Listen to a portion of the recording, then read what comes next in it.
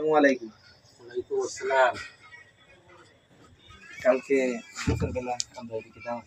কালকে দুপুরে দাওয়াত টাওয়াত তো খাওয়া ছাইড়া দিছি। এখন এগুলা আগের মতন রুচি লাগে না। তারপরেও কালকে দুপুরে সিরিয়াল আছে, হ্যাঁ আছে। তবে সবের কথা আবার ব্যাখ্যানো কোন যায় না, একটু কই।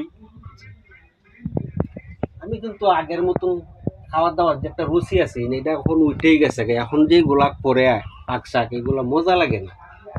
যদি একটা ছোট্ট দেশি মুরগির বাচ্চা গরু থাকে, একটু কষাইলে ভালো হয়। আর যদি কোনো রকম তখন ফনা টনা যদি থাকে, জি তো ফনা ভাই কিনেন যা মারণ টারণ যা পরিমাণ শুরুতে যদি হারা যায় আর কি। খাওয়ার শেষে যদি আম দুধ কলা যদি থাকে তাহলে একটু সুবিধা হয়।